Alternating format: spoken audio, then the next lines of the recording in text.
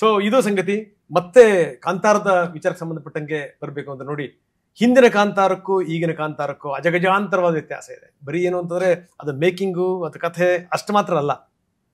ಹಿಂದಿನ ಕಾಂತಾರ ಬಂದಂತ ಸಂದರ್ಭದಲ್ಲಿ ನಮಗೂ ಆ ನಂಬಿಕೆ ಇರಲಿಲ್ಲ, ತಮಗೂ ಅದಿರ್ಲಿಲ್ಲ. ಅಂದ್ರೆ ಒಂದು ಸಿನಿಮಾ ಮಾಡಿದೀವಿ, ಒಂದು ಪ್ರಯತ್ನಕ್ಕೊಂದು ಫಲ ಸಿಗ್ಬೋದು ಅಂತ. ಇಷ್ಟೊಂದು ಸೂಪರ್ ಡ್ಯೂಪರ್ ಹಿಟ್ ಆಗುತ್ತೆ ಅನ್ನುವಂಥದ್ದು ಕನಸು ಮನಸ್ಸಲ್ಲಿ ಒಂದ್ಕೊಳಕ್ ಸಾಧ್ಯ ಇಲ್ಲ. ನಾನು ಒಂದು ಎಕ್ಸಾಂಪಲ್ ಕೊಟ್ಬಿಡ್ತೀನಿ. ಒಂದ್ಸರಿ ಸಿನಿಮಾಕ್ಕೆ ಹೋಗಿದ್ದೀನಿ, ನನ್ನ ಫ್ಯಾಮಿಲಿ ಪೂರ್ತಿ. ಪಕ್ಕದಲ್ಲಿ ಒಂದು ಕೇರಳ ಫ್ಯಾಮಿಲಿ ಕೂತ್ಕೊಂಡಿತ್ತು, ಗಂಡ ಹೆಂಡತಿ. ಅವರು ಮಿಲಿಟರಿಲಿ ಇದ್ದಂಥವ್ರು. ಅವ್ರು ಹೇಳಿದ್ರು, ಇಂಗ್ಲೀಷಲ್ಲಿ ಹೇಳಿದ್ರು, ನನಗೆ ಅಷ್ಟು ಗೊತ್ತಾಗಲ್ಲ ಕನ್ನಡ, ನೀವು ಏನಾದರೂ ಗೊತ್ತಾಗಲಿಲ್ಲ ಅಂದ್ರೆ ಸ್ವಲ್ಪ ಹೇಳಬೇಕು ಅಂತ ಹೇಳಿ. ನಾನು ಹೇಳಿದೆ, ನನ್ನ ಇಂಗ್ಲೀಷು ಅಷ್ಟೇ ಇದೆ, ನಾನು ಟ್ರೈ ಮಾಡ್ತೀನಿ ಅಂತ ಹೇಳಿದೆ. ಬಟ್ ಒಂದು ಆಶ್ಚರ್ಯ ಹೇಳ್ತೀನಿ, ಅಪ್ಪಿ ತಪ್ಪಿ ಅವ್ರು ಕೇಳಲಿಲ್ಲ. ಎಷ್ಟರ ಮಟ್ಟಿಗೆ ಅವ್ರು ಮಂತ್ರಮುಗ್ಧರಾಗ್ಬಿಟ್ಟಿದ್ರು ಅಂತಂದ್ರೆ, ಗಂಡ ಹೆಂಡತಿ ವಯಸ್ಸಾಗಿರುವಂಥವ್ರು. ಅವರು ಕೊನೆಗೆ ಸಿನಿಮಾ ಮುಗಿದ ತಕ್ಷಣ ಎದ್ದು ದೈವಕ್ಕೊಂದು ನಮಸ್ಕಾರ ಮಾಡಿ ಅವ್ರು ಹೊರಟಿದ್ದು. ಏನ್ ಸರ್ ಇದು? ದೈವ ಇಚ್ಛೆ ಅಲ್ಲ ಇದು ನೋಡಿ, ಇದೇನಂದ್ರೆ ಇದು ಮಾತಿಂದಲೇ ಮಾತು ಅಂತಲ್ಲ. ಆ ಅನುಭವ ಇದೆಯಲ್ಲ, ಆಗಿದ್ದ ಎಕ್ಸ್ಪೀರಿಯನ್ಸ್ ಇದೆಯಲ್ಲ, ಅದು ಮಾತು ಮತ್ತೆ ಶಬ್ದಕ್ಕೆ ಮೀರಿದ್ದು ಸರ್. ಏನಂತೀರಿ? ಆ ಅನುಭವ ಸಿಗ್ಬೇಕು ಯಾವತ್ತು. ಅಂದ್ರೆ ಅದ್ರ ಹಿಂದೆ ದೈವ ಶಕ್ತಿನೇ ನಂಬ್ತೀನಿ ನಾನು, ತುಂಬಾ ನಂಬ್ತೀನಿ ಅದನ್ನ. ಐ ಥಿಂಕ್ ನನ್ನ ಲೈನಪ್ ಅಲ್ಲೂ ಇರಲಿಲ್ಲ ಈ ಫಿಲ್ಮು. ಬಟ್ ಎಲ್ಲೋ ಒಂದ್ ಕಡೆಗೆ ಚಿಕ್ಕ ವಯಸ್ಸಿಂದ ನಾನು ಅದ್ರ ಬಗ್ಗೆ ಯೋಚನೆ ಮಾಡ್ಕೊಂಡು ಬಂದಿದ್ದಿದೆ. ಅದ್ರ ಹಿಂದೆ ಇರುವಂತ ಸನ್ನಿವೇಶಗಳು, ಆ ಪಾತ್ರ, ಈ ತರದ್ದೇನೋ ಒಂದು ನಾನು ಮಾಡ್ಬೇಕು ಅನ್ನೋ ತರದ ಆಸೆ ಇತ್ತು ನನಗೆ. ಅದಕ್ಕೊಂದು ಕತೆ ಕಟ್ಕೊಂಡಿದ್ದೆ. ನನ್ನ ಲೈಫಲ್ಲಿ, ನಮ್ಮ ಫ್ಯಾಮಿಲಿಯಲ್ಲಿ ನಡೆದಂತ ಕೆಲವು ವಿಚಾರಗಳನ್ನ ಇಟ್ಕೊಂಡು ಅದಕ್ಕೆ ಏನೋ ಒಂದು ಮಾಡ್ತಾ ಹೋಗ್ತಿದ್ದೆ. ಬಟ್ ಸಡನ್ ಆಗಿ ಲಾಕ್ಡೌನ್ ಆದ ತಕ್ಷಣ ಜನ ನೋಡಿ, ಅದೊಂದು ಹೆಂಗಿದೆ ಅಂತಂದ್ರೆ, ಈ ಲಾಕ್ಡೌನ್ ಆದ ತಕ್ಷಣ ಕಂಪ್ಲೀಟ್ಲಿ ಹೋಲ್ ವರ್ಲ್ಡ್ ಚೇಂಜ್ ಆಗೋಯ್ತು. ನಿಮ್ಮ ನಡೆನುಡಿಗಳು ಚೇಂಜ್ ಆಗೋಯ್ತು, ನಿಮ್ಮ ಬಿಹೇವಿಯರ್ ಚೇಂಜ್ ಆಯ್ತು, ನೀವು ಮಾಡ್ತಿರೋ ಕೆಲಸಗಳ ರೀತಿ ನೀತಿಗಳು, ಸೊಸೈಟಿ ಚೇಂಜ್ ಆಗ್ತಾ ಬಂತು, ನಿಮ್ಮ ಪರ್ಸ್ಪೆಕ್ಟಿವ್ಗಳು ಚೇಂಜ್ ಆಗ್ತಾ ಬಂತು. ಸಮಾಜದಲ್ಲಿ ಲಾಕ್ಡೌನ್ ಮುಗಿದ್ಮೇಲೆ ತುಂಬಾ ಬದಲಾವಣೆಗಳಾಗಿದೆ. ಎನ್ಲೈಟನ್ಮೆಂಟ್ ಆಗಿರ್ಬೋದು. ಒಂದಷ್ಟು ತುಂಬಾ ಜನರು ಅವರ ನಂಬಿಕೆಗಳು, ಸ್ಪಿರಿಚುವಲ್ ಆಂಗಲ್ ಆಗ್ಬೋದು, ಸೊ ಈ ಸುಮಾರಷ್ಟು ವಿಷಯಗಳಲ್ಲಿ ಹೋಗ್ಬಿಟ್ರು ಜನ. ಸೊ ಅಂತ ಟೈಮಲ್ಲಿ ಸುಮಾರಷ್ಟು ವಿಷಯಗಳು, ಈ ತರದ ವಿಷಯಗಳು ಬರ್ತಾ ಹೋಯ್ತು. ನಿಮ್ಗೆ ಫಿಲ್ಮ್ ಇಂಡಸ್ಟ್ರಿಯಲ್ಲಿ ನೋಡಿದ್ರೆ ನಿಮ್ಗೆ ಆಫ್ಟರ್ ಲಾಕ್ಡೌನ್ ತುಂಬಾ ಜಾಸ್ತಿ ಮೊದಲು ಬರ್ತಿತ್ತು. ಅಣ್ಣವ್ರ ಕಾಲದಲ್ಲಿ ತುಂಬಾ ಮೆಥಾಲಜಿಕಲ್ ಫಿಲ್ಮ್ ಆಗ್ಬೋದು, ಹಿಸ್ಟಾರಿಕಲ್ ಫಿಲ್ಮ್ ಆಗ್ಬೋದು, ಈ ಅಲ್ಲ ಬರ್ತಾ ಇತ್ತು, ಇಲ್ಲ ಅಂತಲ್ಲ. ಬಟ್ ಈ ಲಾಕ್ಡೌನ್ ಆದ್ಮೇಲೆ ತುಂಬಾ ಜಾಸ್ತಿ ಶುರು ಆಯ್ತು ನೋಡಿ.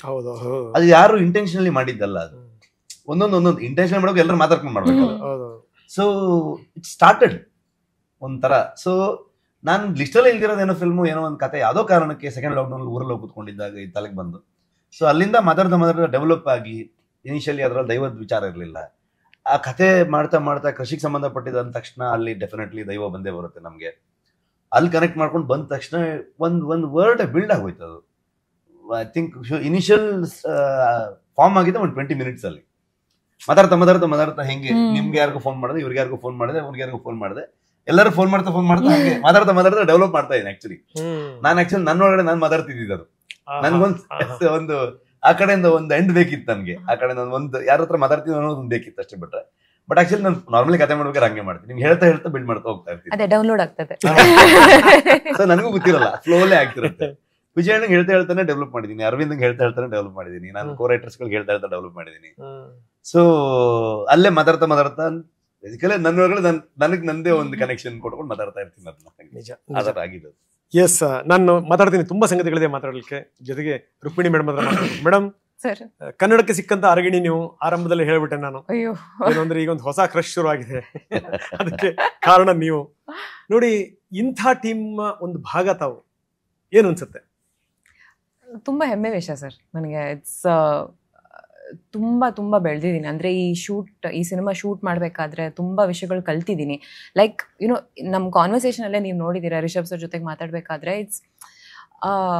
ನನಗೆ ಅದು ತುಂಬ valuable. When I speak to seniors from the industry and ಅವ್ರ ಜರ್ನಿ ಹೇಗಿತ್ತೋ, ನನ್ನ ಜರ್ನಿ ತುಂಬ ಡಿಫ್ರೆಂಟ್ ಆಗಿದೆ. ಆ್ಯಂಡ್ ಹೀರೋಸ್ಗೆ ತುಂಬ ಡಿಫ್ರೆನ್ಸಸ್ ಇರುತ್ತೆ. ಬಟ್ ಸರ್ ಜರ್ನಿಯಿಂದ ನಾನು ತುಂಬ ಕಲ್ತಿದ್ದೀನಿ. ಸೀನಿಯರ್ ಅಲ್ಲ, ಕಂಪ್ಯಾರಿಟಿವ್ಲಿ ಸರ್. ಸೀನಿಯರಿಟಿ ಯಾವ್ದ್ರ ಮೇಲೆ ಲೆಕ್ಕ ಹಾಕಬೇಕು? ಸಂಖ್ಯೆ ಮೇಲೆ ವರ್ಷದ ಲೆಕ್ಕ ಹಾಕಿದ್ರೆ 21 ವರ್ಷ ಆಯ್ತು ಇಂಡಸ್ಟ್ರಿ ನೋಡಿ. ಸೊ ಅದೇ ನಾನು ತುಂಬಾ ಕಲ್ತಿದ್ದೀನಿ. ಅಂಡ್ ಆಲ್ಸೋ ಈ ಸಿನಿಮಾ ಮಾಡ್ಬೇಕಾದ್ರೆ ಜಸ್ಟ್ ಲೈಕ್ ಸರ್ ಹೇಳ್ತಾ ಇದ್ರಲ್ಲ ಇವಾಗ, ಅಂದ್ರೆ ಆ ಕತೆನ ಹೇಳ್ಬೇಕಾದ್ರೂ ಡೆವಲಪ್ ಮಾಡ್ತಾ ಇದ್ರು. ನಾವು ಶೂಟ್ ಮಾಡ್ಬೇಕಾದ್ರೂ ಆ ಒಂದು ಕೊಲಾಬ್ರೇಟಿವ್ ಸ್ಪಿರಿಟ್ ಇಡೀ ಟೀಮ್ ಜೊತೆಗೆ ಅದು ಯಾವಾಗ್ಲೂ ಇತ್ತು. ಸೊ ಕೆಲವೊಂದು ಶೆಡ್ಯೂಲ್ಸ್ ಬಂದಾದ್ಮೇಲೆ sir would be like okay ಇದನ್ನ ನಾವು ಸ್ವಲ್ಪ ಇಂಪ್ರೂವ್ ಮಾಡಿದೀವಿ, ಹಿಂಗ್ ಚೇಂಜ್ ಮಾಡಿದೀವಿ, ಹಂಗ್ ಚೇಂಜ್ ಮಾಡಿದೀವಿ. ಸೊ ಆ ಪ್ರಾಸೆಸ್ ಯಾವಾಗ್ಲೂ ಆನ್ ಆಗಿತ್ತು. It was never, I think with creativity ಅದು ಯಾವಾಗ್ಲೂ ಆಲ್ಮೋಸ್ಟ್ ಲೈಕ್ ಕುಕಿಂಗ್ ತರ. ನಾವು ಅದನ್ನ ನೋಡ್ತಾ ಸ್ವಲ್ಪ you have to keep tasting it and ಇದನ್ನ ಹೆಂಗ್ ಡೆವಲಪ್ ಮಾಡ್ಬೋದು, ಅದು ನಾನು ತುಂಬಾ ಕಲಿತೆ. ಅಂಡ್ ಈ ತರ ಒಂದು ದೊಡ್ಡ ಸ್ಕೇಲ್ ಅಲ್ಲಿ, and I don't mean budget scale ಅಲ್ಲ, ಅಂದ್ರೆ ಈ ತರ ವಿಷಯಗಳನ್ನ ಎಕ್ಸ್ಪ್ಲೋರ್ ಮಾಡೋದು ಅಥವಾ ಈ ತರ ಲೊಕೇಶನ್ಸ್ ಅಲ್ಲಿ ಶೂಟ್ ಮಾಡೋದು. ಅಂಡ್ ಸರ್ ಅದನ್ನ ಅದ್ರಲ್ಲಿ ಆಕ್ಟಿಂಗು ಮಾಡ್ತಾ ಇದ್ರು, ಡೈರೆಕ್ಷನ್ ಮಾಡ್ತಾ ಇದ್ರು, ರೈಟಿಂಗು ಇತ್ತು. ಆ ಎಲ್ಲ ಪ್ರಾಸೆಸಸ್ ನ ನೋಡಿ ನಾನು ತುಂಬಾ ಕಲ್ತಿದ್ದೀನಿ. ಅಲ್ಲ, ಯಾಕಂದ್ರೆ ನಿಮ್ಮನ್ನ ನಾನು ತುಂಬಾ ಚಿಕ್ಕ ವಯಸ್ಸಿನಿಂದ ನೋಡಿದ್ದೀನಿ. ಒಂದು 16-17 ವರ್ಷದ ಪರಿಚಯ ನಿಮ್ದು. ನಿಮ್ ತಾಯಿ ನಮ್ಗೆ ತುಂಬಾ ಆತ್ಮೀಯರು. ನನ್ನ ಜೊತೆಗೆ ತುಂಬಾ ಕಾರ್ಯಕ್ರಮಗಳೆಲ್ಲ ಪಾಲ್ಗೊಂಡು. ಅಂಡ್ ನಿಮ್ ತಂದೆ ಬಿಡಿ ಅವರ ಯಶೋಗಾಥೆನೇ ಬೇರೆ, ನೀವು ಬೆಳೆದು ಬಂದಿರೋಂತ ರೀತಿನೇ ಬೇರೆ. ಈ ಸಿನಿಮಾ ನಿಮ್ಮನ್ನ ಕೈ ಹಿಡಿದಿದ್ದು, ಜೊತೆಗೆ ಇಲ್ಲಿ ಕನೆಕ್ಟ್ ಆಗಿದ್ದು ಹೇಗೆ ಅಂತ ಇಲ್ಲಿಗೆ ಐ ಥಿಂಕ್ ಸರ್ ಹೇಳ್ಬೇಕು. ಅಂದ್ರೆ ಕಾಂತಾರ ಸ್ಪೆಸಿಫಿಕ್ಲಿ ನಾವು ಸಾಗರದ ಈಚೆ ಇರೋರು, ಇವರು ಸಪ್ತಸಾಗರದ ಆಚೆ ಇರೋರು. ಸೊ ಆಚೆಯಲ್ಲೂ ಈಚೆ ಬಂದ್ರೆ ಇವರು ಅಷ್ಟೇ ನೋಡಿ. So it was like our own team ನಮ್ಗೆ. ಬಟ್ ಸಪ್ತಸಾಗರ ಒಂದೇ ಆಗಿದೆ. ಸೊ ರಾಯರು, ಹೇಮಂತ್ ರಾಯರು ವೆರಿ ಕ್ಲೋಸ್ ಫ್ರೆಂಡ್. ರಕ್ಷಿತ್ ಅಂತಂದ್ರೆ ಬಿಡಿ, ನಾನು ಮತ್ತೆ ಎಕ್ಸ್ಪ್ಲೈನ್ ಮಾಡೋದು ನೆಸೆಸಿಟಿ ಇಲ್ಲ. ಸೊ ಸಪ್ತಸಾಗರದ ಆಚೆಯಲ್ಲೂ ನಮ್ದೇ ಫಿಲ್ಮ್ ಅದು ಅನ್ನುವಂಥದ್ದು ಯಾವತ್ತು. ಹಂಗಾಗಿ ಅಲ್ಲೇ ಸಪ್ತಸಾಗರದ ಆಚೆಯಿಂದ ನೋಡಿನೇ ಅಬ್ಸರ್ವ್ ಮಾಡ್ತಾನೆ ಇದ್ವಿ. ನಾನು ಪ್ರಗತಿ ಫಿಲ್ಮ್ ನೋಡಕ್ ಹೋದಾಗ, ಪ್ರೀಮಿಯರ್ಗೆ ಹೋದಾಗ ಥಾಟ್ ಇತ್ತು ನೋಡೋಣ. ಬಟ್ ಅದರಲ್ಲಿ ತುಂಬಾ ಈ ಪಕ್ಕದ ಮನೆ ಹುಡುಗಿ ತರದೊಂದು ಪಾತ್ರ ಆಗಿರೋದ್ರಿಂದ ನಮ್ಗೆ ಇಲ್ಲಿ ಒಬ್ಳು ಕ್ವೀನ್ ಬೇಕು, ಒಂದು ಯುವರಾಣಿ ಬೇಕು ಅಂತ ಯೋಚನೆ ಮಾಡಿದಾಗ ಹೆಂಗೆ ಏನ್ ಕತೆ, ಲುಕ್ ವೈಸ್ ಪಕ್ಕ ಸೂಟ್ ಆಗ್ತಾರೆ ಅನ್ನೋ ಡೌಟೇ ಇಲ್ಲ. ಸೊ ಆ ಥರದಲ್ಲಿ ಪರ್ಫಾರ್ಮೆನ್ಸ್ ಬಗ್ಗೆ ನೋ ಡೌಟ್.